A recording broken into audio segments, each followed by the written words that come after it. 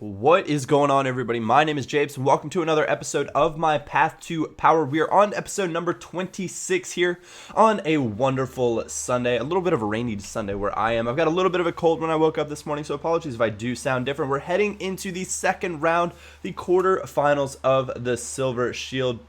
And this guy has a silver Liga MX side. You can tell he put a little bit of thought into it. He's even named his team that. But wonderful little bit of dribbling here from Ronald Vargas, and I kind of want to talk about why I like dribbling. And I suppose I don't really consider myself a skiller, but skills are effective in this game again, and when I think it's best to use them, why I use them. And some of you guys are probably going to say, duh, of course, that's a obvious answer to why you would use skills. Wonderful free kick there. Milos Marek puts it away nicely. Over 80 in every free kick category for the center defensive mid on my team. Default set as a CM. He is one of my favorite midfielders that I've used so far in FIFA 13. But back to dribbling, back to skilling. The reason that I use it is because I want to create essentially a mismatch. I want to create a 3v2 opportunity. I want to create a 4v3 opportunity. If you can beat one guy, you're all of a sudden going to be up a man in the attack versus a defender that's going to have less guys back. And it's not one of those things to show off. It's not one of those things that, hey, I think you need to be skilling all the time. A 1-2 accomplishes just about the same thing, but there are times when you can't do a 1-2, and there's times when you need to take your opponent on. And I think it's all about finding the right situation to do skills and take on players in FIFA. There are certain formations that are better for going about and trying to do some skills, or putting yourself into situations where you need to do more skills. I played a guy in a 4-5-1 formation recently who was an extremely strong player, but there are a lot of technical places on a pitch in that formation that you are going to have to be able to take advantage of. We head on after that 1-0 victory, which was really a very kind of a shock, because I felt like I dominated that game, and when it got to the end and I realized I only had one goal, I was a bit surprised.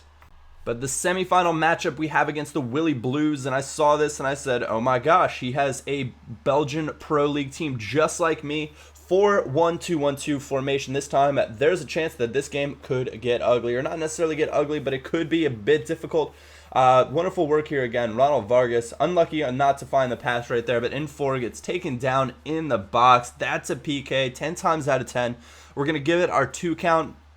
And what my 2 count is on penalties is it's just a 1-1000, 2-1000. As soon as you hit B, or what is it, O on PS3, the way that you want to go, and more often than not, they are not going to be saving it. If you can hit the side netting, the keeper's probably not even going to save it unless he takes a step to that way to begin with. Now, they are savable, but if your opponent stays right in the middle and even dives that way, more often than not, you've hit the timing just right that he's not going to be able to make it over there.